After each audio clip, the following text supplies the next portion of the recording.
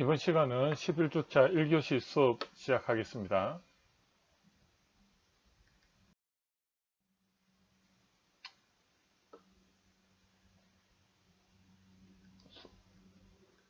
소비자 행동의 환경적 영향 요인으로서 문화에 대해서 설명하겠습니다. 이 문화의 특성에 대해서 한번 정의를 하고 갈 건데요. 이 문화라는 것은 오랜 기간 동안 축적되고 공유된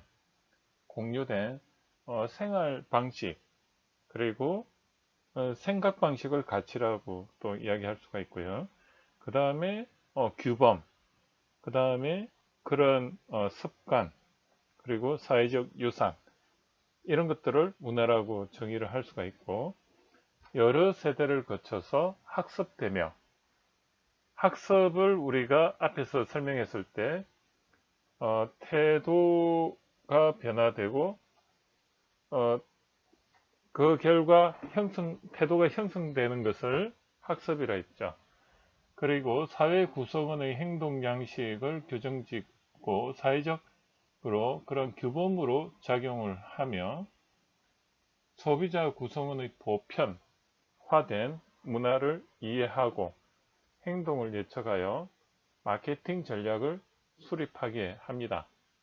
그리고 문화 변화는 소비자의 행동 변화를 통하여 새로운 시장 기회를 창출합니다.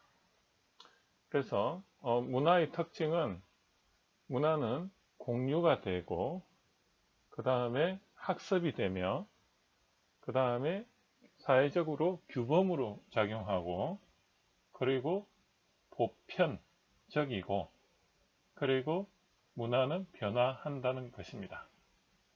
그래서 이것을 한번 외우는데 문화의 특성 또는 특징은 공학 규보범, 구규보변.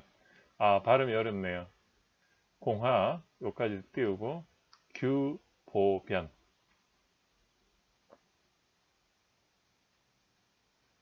이게 공학을 하려면 규보가 변을 해야 된다. 뭐 이렇게 외워야 되겠죠. 그래서 그냥 경학 규보분 해가지고 문화는 공유되고 학습되며 규범으로 작동하고 보편적이고 변화한다. 예. 그래서 구매 의사 결정 과정에 영향을 미치는 이 문화의 특징은 공학규보변이다. 이렇게 외우시면 되겠습니다. 그래서 그 문화의 구성 요소를 한번 보면요. 문화는 오랜 기간 축적되고 공유된 생활 방식, 가치, 규범, 습관이다. 이렇게 이야기할 수가 있는데요.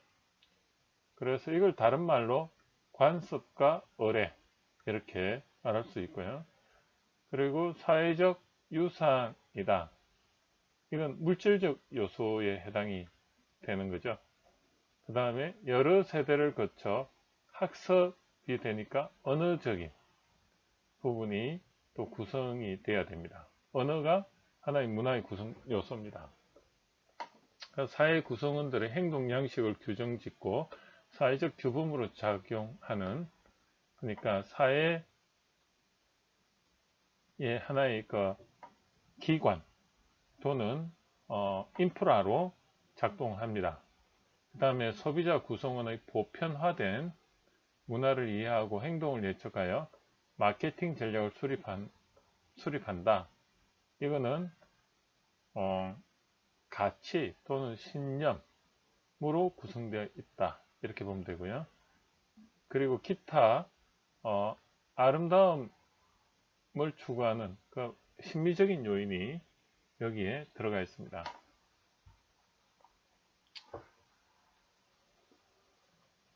자, 요거를 한번 보면 문화의 특징이 공학 규보변이라고 했잖아요. 공학 보, 그 다음에 변, 문화의 특징에 대해서 대칭적으로 한번 보면 조금 이해가 되겠죠. 공유되었다. 무엇을? 관습과 의뢰를. 그죠? 그 다음에 학습을 또 특징으로 한다. 어떤 것을 통해서, 언어를 통해서 규범으로 작동한다. 어떻게? 사회기관이 있어야만이 문화가 유지가 된다는 거죠. 그 다음에 보편적이다. 무엇이? 가치나 신념을 통해서. 그 다음에 이제 심미적이라는 게 있고 물질적인 게 있다. 하나는 마음이고 하나는 물질이죠. 이렇게 외우면 되게 편하게 외울 수가 있습니다. 다시 한번 볼까요? 안보고 한번 해보시죠. 공학, 규, 보, 변, 그 다음 물질적인 거, 심미적인 거. 이렇게 하면 공유된다? 뭐가요? 관습과 의뢰. 학습을 특징으로 한다? 어떻게? 언어가 있어야 되니까. 규범을 준수하려면 사회기관이 있어야 되고, 보편적인 걸로 가려면 가치와 신념이 있어야 되고, 그 다음에 물질적인 거와 심미적인 게 있다. 이렇게 배우는 게 위에 관물, 언사, 가심 이거보다는 조금 더 편하게 저는 외웠습니다. 그래서 공학규범을 외우고 거기에 대해서 우리가 기억의 원리에서 뭐죠? 이게 연상이죠. association. 그죠? 이렇게 외우는 게 더 편할 것 같습니다. 그래서 문화의 구성 요소는 공학규보변에 대칭해서 관습과 의뢰, 언어, 사회기관, 가치신념, 그 다음 물질적 요소와 심리적인 요소가 있다. 문화를 구성하는 요소가 이렇게 외우시면 됩니다. 자, 소비자의 그러니까 문화를 분석하는 방법이 있는데요. 첫 번째가 홉스테드의 4차원 모델, 4가지 척도로서 문화를 정의합니다. 개인주의의 정도라는 변수와 그 다음에 불확실성의 회피 정도, 그 다음에 권력의 격차, 남성화 정도, 요걸 가지고 국가 간의 또는 집단 간의 특징을 집단 간의 그 문화의 특징을 구분을 하는데요. 이게 이제 4차원으로 해서 그 포지셔닝을 각 나라마다도 가져갈 수가 있고, 그리고 특정 집단을 또 이렇게 포지셔닝을 할 수가 있는 거죠. 그래서 이거 외울 때는 개인주의 정도는 개, 불확실 정도는 불, 그 다음 권, 남 이렇게 외우는데, 그 개인주의 정도는 한국과 미국을 보면 한국은 집단주의 또는 관계주의입니다. 그럼 미국은 개인주의죠. 그래서 미국 사람들이 한국의 자기소개서를 보면 굉장히 이해가 안 된답니다. 왜냐하면 자기소개서를 보면 우리 한국의 생각이 나오는 거죠. 이 개인주의 정도가 굉장히 약하고 관계주의로 가다 보니까 어릴 때 할머니, 할아버지, 아버지, 어머니 밑에서 자랐고, 친구는 누구였고, 어느 학교에서 어떤 환경에서 자랐고, 이런 거를 주로 많이 자기소개서에 넣는데, 미국은 어떻냐면 나는 무엇을 해봤고, 나는 어떤 데 가봤고, 내가 지금 할 수 있는 거는 뭐고, 자기 중심적으로 모든 걸 기술한다는 거죠. 그 차이가 굉장히 큰 거죠. 그리고 불확실을 회피 정도인데 나라마다 좀 차이가 있는 거고, 그리고 보수적이냐 진보적이냐 뭐 이런 차이가 있는 거죠. 예. 그래서 안정적인 사회일수록 보수적으로 가고, 조금은 리스크를 추구할 때는 진보적으로 간다. 이렇게 보면 되고요. 그 다음에 이제 권력의 격차인데, 이 사회 계층 간의 이동이 자유로운 정도로 보면 되겠습니다. 인도 같은 건 카스트 제도가 있어서 권력 격차가 높죠. 반면에 어떻게 보면 권력 격차가 낮은 쪽은 우리나라일 수도 있어요. 그죠? 마음만 먹으면 정치권에 올라갈 수도 있고 여러 가지 방법으로 올라갈 수 있죠. 이런 게 전부 다 권력의 자유로운 이동 정도 이걸 말하고, 그 다음에 그 남성화 정도, 남녀 간의 역할 구분 정도 이렇게 돼 있는데, 미식축구는 지표가 높죠. 왜냐하면 남성 운동이니까. 여성들이 미식축구 하면은 하는 거 봤습니까? 본 적이 없죠. 그리고 프랑스 예술축구 지표, 이건 남녀 간의 구분이 없죠. 그러니까 남성화 정도가 낮다 이렇게 보는 겁니다. 그래서 홉스테드의 4차원 모델로 해서 문화를 비교한다. 그래서 그 비교 문화 분석 방법으로 홉스테드의 4차원 모델이 있습니다. 개불권남. 예. 그 다음에 에드워드 홀의 고맥락 문화와 저맥락 문화가 이렇게 또 있는데요. 고맥락 문화는 사건이나 진술에 대한 해석에 많은 정보가 요구됩니다. 저맥락 문화는 이해관계가 단순하고 문수가 중요시됩니다. 고맥락 문화는 한국 등 동양권이고요. 그리고 저맥락 문화는 미국, 독일 등 서양권입니다. 그래서 한국 등 이런 쪽에는 어떤 문화가 앞뒤 전후를 잘 살펴봐야지 의도가 보이는데 반해서 저맥락 문화는 단순히 그런 사실 위주의 문서 이런 걸로 다 판단을 하는 겁니다. 그래서 고맥락 문화와 저맥락 문화의 장단점이 있겠죠. 예, 그래서 에드워드 홀의 고맥락 문화와 저맥락 문화가 있다.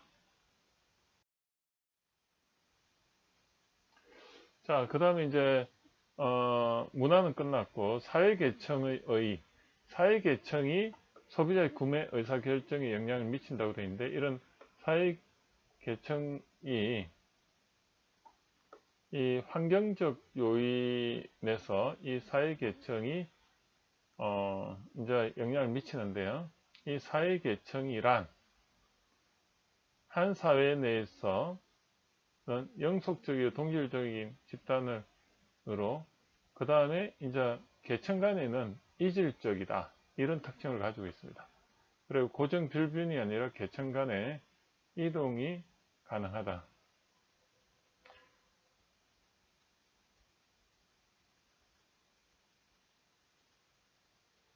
그래서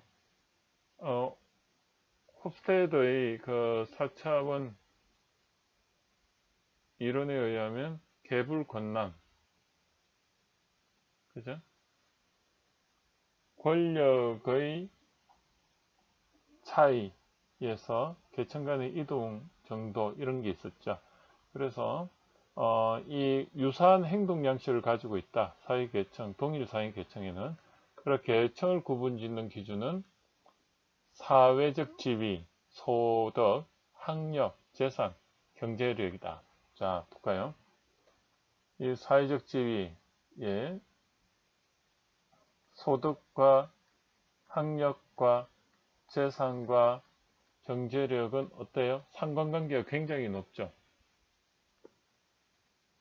그래서 사회적 지위는 뭐에 해당이 될까요? 이거는 명예나, 그죠? 명예나 또 뭐가 있을까요? 권력이죠. 그죠? 이런 명예나 권력이 어떻게 보면 사회적 지위에 해당이 됩니다. 국회의원 이런 사람들은 명예와 권력을 다 가졌죠. 그분들이 또 소득이 높아요. 그죠? 소득이 뭐 1억 이상 됩니다. 일을 하든 안 하든. 그리고 그분들이 당선되기 위해서 보면 학력을 많이 내세우고 있습니다. 뭐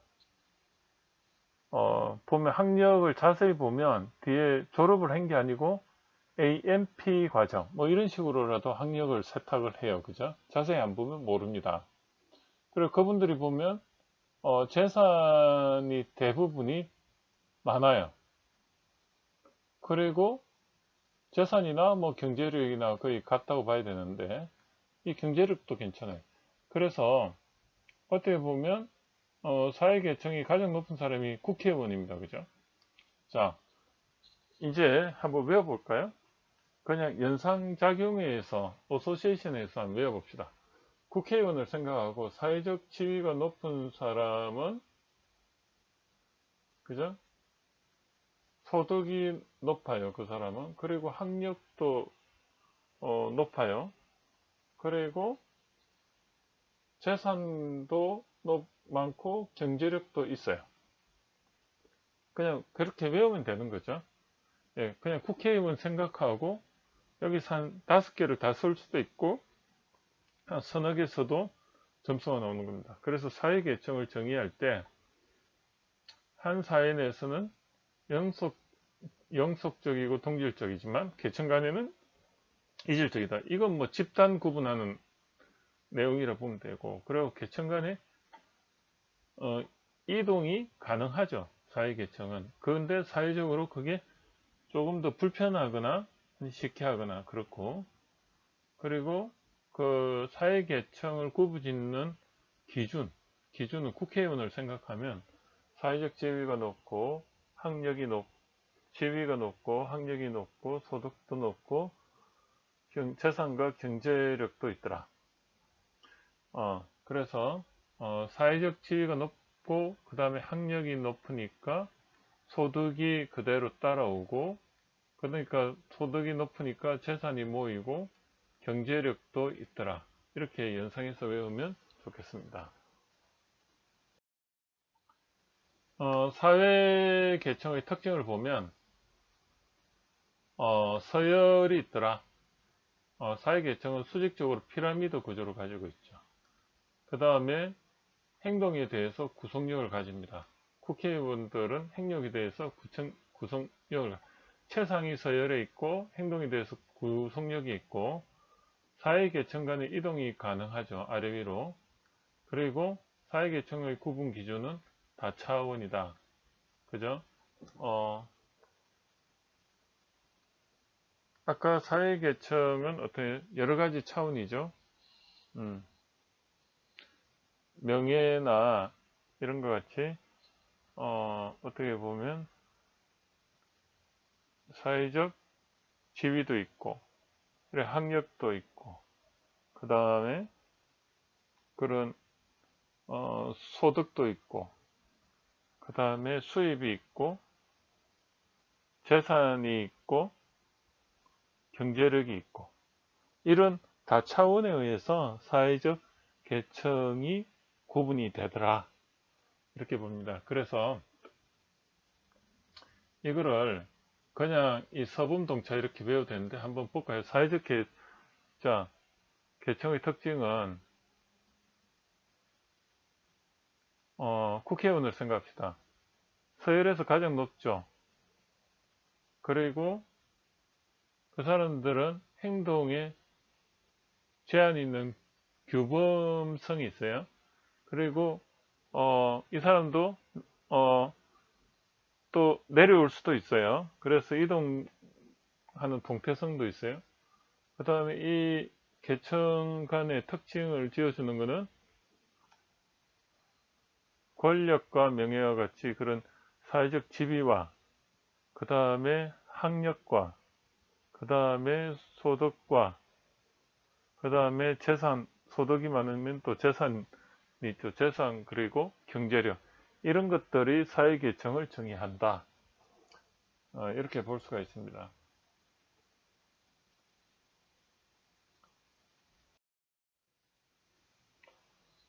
세부이자 행동의 환경적 영향 요인으로 다음은 이제 이 중거 집단에 대해서 알아보도록 하겠습니다. 이 중거 집단은 환경적 요인에서 이제 세 번째 그 중거 집단인데요. 먼저 그 계획을 한번 보면 개인의 사고와 행동의 규범과 가치를 제공 이렇게 되어 있어요. 그리고 제공함으로써 직접적 간접적으로 영향을 미치며 자아 이미지를 형성 유지 방어하는 데 기준이 되는 집단. 말 그대로 롤 모델일 때는 집단을 우리는 중거 집단이라고 합니다. 구매 의사결정 과정에서 지각된 위험이 높을 경우 이 중거 집단의 영향력이 높아지는 경향이 있습니다. 즉 지각된 위험이라는 것은 내가 결정했을 때 이게 나중에 큰 영향을 미칠 가능성이 있는 거죠. 그래서 고관여 제품 같은 것들이 전부 다 이런 지각된 위험이 굉장히 높을 때 고관여가 생기는 거죠. 그럴 때 어떻게 합니까? 중고 집단을 참조로 해서 판단을 하는 겁니다. 그 다음에 기업은 중고 집단을 이용하여 긍정적 입소문이 나도록 SNS 마케팅을 적극적으로 하게 됩니다. 그래서 이 마케팅의 시사점이 되겠죠.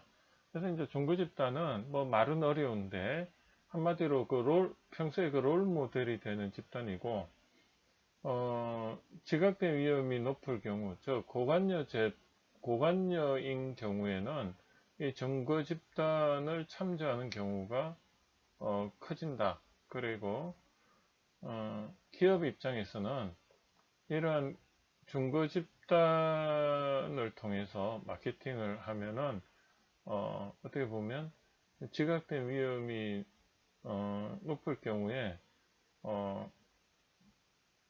어떻게 보면 어느 집단은 이걸 써서 참 우리 제품 써서 좋더라 이런 어떤 입소문이 나면 긍정적 입소문이 나면 도움이 많이 되겠죠. 그래서 그 중고 집단은 어떻게 보면 롤 모델 역할을 한다 이렇게 보시면 될 것 같아요. 그 중고 집단의 그 특징을 한번 보면은 근접성, 노출성, 응집성 이렇게 되어 있습니다. 근접성이라는 것은 물리적 거리가 가까울수록 강한 영향을 미치죠. 그래서 그 집단이 매일 보는 이웃이 먼 친척보다 영향력이 크죠. 이웃 집단이 중구 집단이 되는 것입니다. 그 다음에 노출성은 노출 빈도와 접촉 빈도가 높을수록 영향을 많이 미치죠. 뭐 당연한 거죠. 자주 보니까. 그 다음에 응집성, 소규모 집단이나 응집성이 있을수록 강한 영향을 미친다. 어, 시골 마을이 도시보다 응집력이 좋죠. 그리고 서로 잘 알죠. 그래서 이게 이웃 간의 왕래가 잦는 거죠. 그래서 뭐 이거는 굉장히 상식적인 겁니다. 중고 집단이 영향을 많이 미치는 특성을 보니까 가깝고 자주 보고 응집력이 좋은 집단일수록 중고 집단의 역할이 커지더라. 그런 특성이 있다. 예.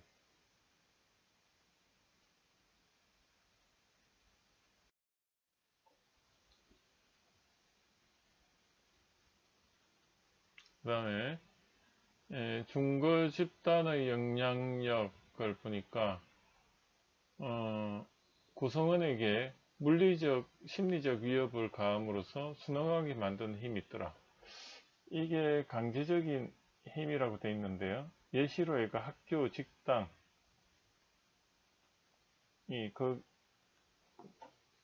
거기에 해당이 되는데 이 강제적인 힘이 있더라. 즉 뭐냐면 이거죠. 학교 내에서 옆에 공부 잘하는 학생이 있어요. 그럼 심리적으로 굉장히 압박감을 받는 거죠. 그죠? 이런 것들이 강제적인 힘이라고 합니다. 그 직장에서도 어떤 실적 이런 걸 통해서 어떻게 보면 인사고과 이런 것들이 결국은 강제적인 힘이 되는 거죠. 그래서 누군가 롤 모델이 됐을 때 그 중거 집단이 되는 거죠. 그런 것들이 굉장히 이제 강제적인 힘이 되는 겁니다. 그러니까 보상적 힘은 집단적 기본에 순응하면 긍정적 보상을 주는 것도, 이것도 학교나 직장에서 일어나는 일이고, 그 다음에 이제 합법적인 힘이다 돼 있는데, 적절한 절차로 권한을 가진 집단의 리더가 갖는 힘. 협회나 단체에서 이제 그런 힘이 이제 있는 어떤 집단의 리더가 그 합법적으로 힘을 갖게 되는 거죠.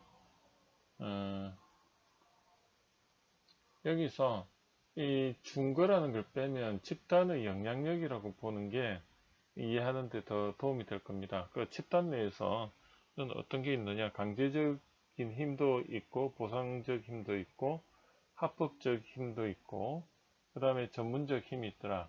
전문적 지식 또는 기술을 가진 구성원이 갖게 되는 힘. 중거의 힘, 누군가를 모방하거나 열망하고자 하는 데서 갖게 되는 힘. 그래서 일단 이렇게 한번 생각해 보면 좋을 것 같아요. 그 중거 집단의 영향력이다. 이게 어떤 의미냐면 집단 내에서 중거의, 그러니까 그게 꼭 집단이 아니라도 그 사람이 개인의 사람이 될 거나 이런데, 그 사람들의 롤 모델이 있을 때 그 기준으로 해서 어떤 영향력이 있느냐 보니까 강제적이고 보상적이고 합법적이고 전문적인 힘이 있고 중거의 힘이 있더라. 강보합 전준. 예, 이렇습니다. 그래서 강보합 전준. 이거는 제가 볼 때는 시험에 나온다 하면은 어떻게 나올까요? 중거 집단의 영향력에 대해서 약술하시오. 이거 10점짜리 나오면 이 중거 집단으로 인해서 강제성도 있고, 그리고 그 중거 집단의 규범에 순응을 하면 긍정적인 보상도 받고, 그리고 그 중거 집단의 리더가 갖는 합법적인 힘에 의해서 또 어떻게 보면 힘이 이제 생기는 거고, 그 다음에 전문적인 힘, 그 다음에 중거의 힘. 그러니까 한마디로 중거라는 건 비교 대상이라고 보면 돼요. 비교 대상의 집단이 있음으로 해서 이런 어떤 힘들이 생기는 거죠. 그래서 예를 들어 뭐 이런 겁니다. 쟤를 봐라. 너는 어때? 했을 때 쟤 같이 해야 돼. 이게 강제성이죠. 그리고 쟤 같이 하면은 보상을 해줄게. 이 보상이죠. 그리고 쟤가 리더로서 이야기를 하니까 따라야 돼. 합법적이죠. 그리고 쟤가 지식과 기술이 있으니까 걔를 존중해서 너도 그렇게 해야 돼. 이게 전문적인 힘이죠. 그리고 중거힘. 걔를 똑같이 너도 따라서 하고 싶지. 이게 중거의 힘입니다. 그러니까 따라하고 싶은 걸 중거의 힘이라고 이렇게 하는 겁니다. 그래서 강보합 전준. 뭐가 강보합세에 있는 전준이다. 이렇게 한번 이야기를 해봤습니다.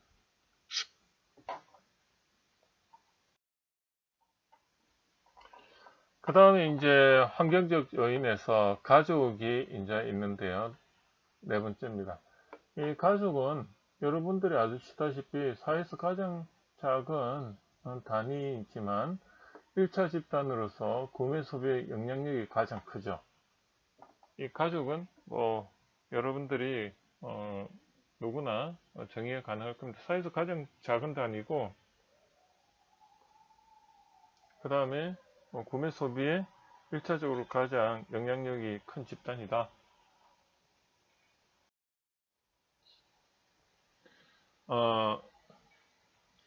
그 다음에 이제 가족 생활 주기, 이걸 FLC, 뭐 Family Life Cycle, 가족 수명 주기 같은 말입니다. 가족 생활 주기, 가족 수명 주기.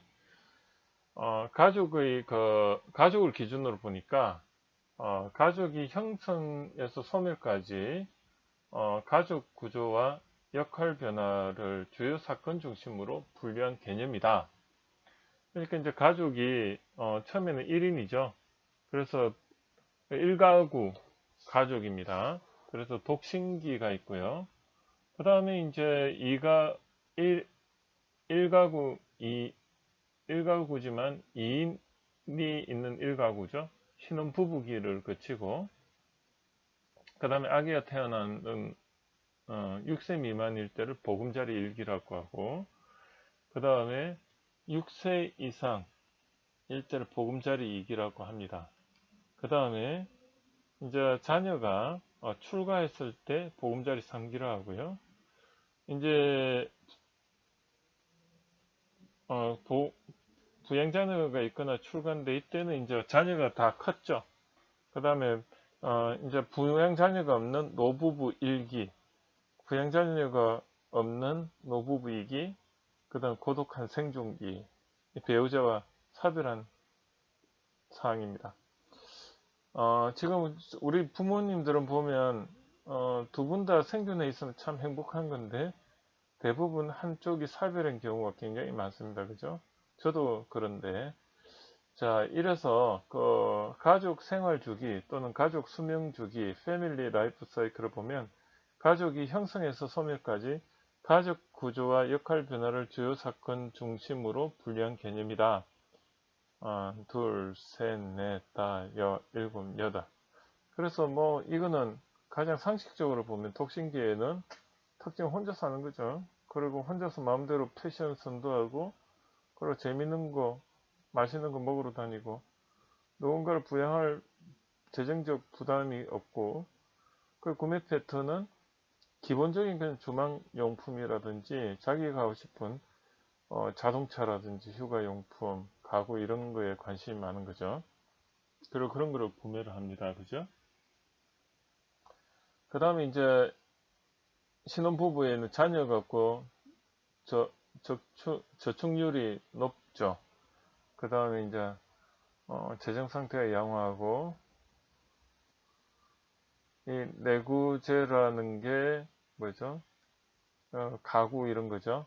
이런 집에 뭐 장식하는 걸 내구재라고 보면 되겠죠. 이런 거 구매가 이제 인테리어 한참 관심 많고, 자동차 냉장고 뭐 이런 내구재를 구매를 합니다. 근데 이제 아기가 딱 태어나면 보금자리 일기 때는 이제 상황이 달라지는 거죠. 저축률이 낮아지고 가족 중심으로, 아기 중심으로 이제 결정을 하게 되고, 그죠. 그 다음에 이제 아기용품 위주로 가고, 그 다음에 이제 뭐 이런 생활용품 중에 세탁기, 건조기, TV 이런 것 위주로 생활 자체입니다. 그죠? 그 다음 보금자리 2기일 때는 이제 6세 이상 정도 되는데, 이제 이때 맞벌이 이제 주부도 이제 어느 정도 아기가 컸으니까 다시 경단녀로서 다시 이제 취업을 하려고 합니다. 그리고 실제 재정 상태가 이제 약간씩 이제 호전이 되죠. 그리고 이제는 그 실질적인 거에 관심이 많아서 큰 포장 단위로 코스트코 이런 데 가서 이제 구매를 합니다. 그리고 다양한 식품을, 그리고 세제, 그 다음에 이제 이 한참 이제 그 초, 중, 고등학교니까 이런 가외, 피아노, 이런 학원비, 자전거 이런 거에 구매를 합니다. 3기는 이제 대학교에 들어갔어요. 그러면 이제 취업주부가 자아실현을 위해서 더 이제 열심히 하고요. 그 다음에 이제 2차적으로 1차일 때는 애 키울 때는 내구재가 실용적이었지만 이제는 고가의 이제 그런 내구재를 구매를 하고, 그 다음에 조금 자아실현을 하고자 하고, 그 다음에 이제 병원에 가서 치료도 받고 이제 자기를 돌보는 상태가 되죠. 그래서 재정 상태가 조금 호전이 됩니다. 그죠? 그 다음에 이제 자녀가 이제 은퇴를 하고, 그리고 자녀는 이제 출가를 하는 그 시점입니다. 이제 은퇴 시점인데, 그때는 이제 자기 개발에 관심이 많고 신제품엔 별로 관심이 없어요. 그리고 배우자와 사별할 수도 있고, 그 다음에 이제 뭔가 이제 은퇴라니까 안정적으로 생활하고자 하는 욕구가 있고, 그리고 이제 뭔가 허전하니까 사치품도 좀 구매를 하고, 집도 좀 수리를 하고, 사회적으로 이제 돌아보면서 기부와 봉사를 하고, 노부부이기 때는 이제 완전히 다들 퇴직 가정으로서 소득이 이제 아예 감소하는 시기에서 이제 건강에 관련이 많습니다. 그리고 마지막에 이제 배우자 사별하고 이제 어떻게 보면 외롭죠. 그래서 이제 소득도 감소하고 구매는 별로 안 일어납니다. 그죠? 그래서 이렇게 삶에 있어서 가족을 중심으로 가족 생활 주기, 가족 수명 주기를 보면 이렇게 어, 나타나는 것을 알 수가 있습니다.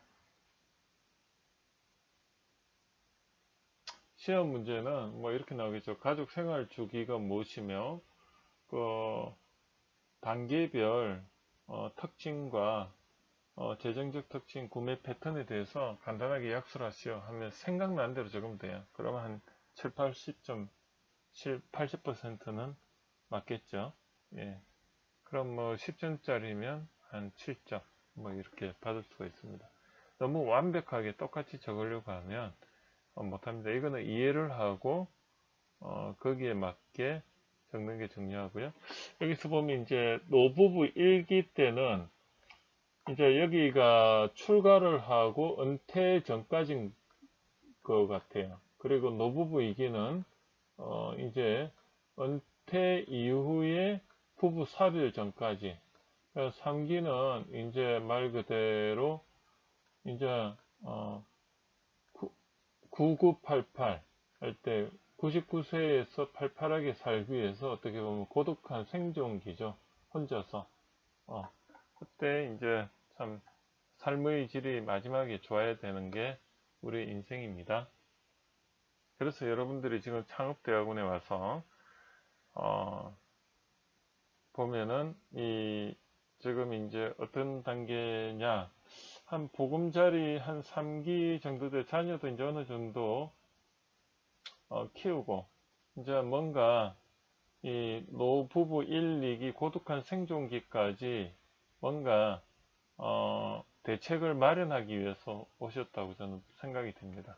이 시기에 잘 투자해 놓으면 그 다음에 고독하질 않죠. 왜냐하면 우리 창업대학원생들끼리 어떻게 보면 서로가 의지하면서 나중에는 이제 거의 가족이 되는 수준까지 가지 않을까.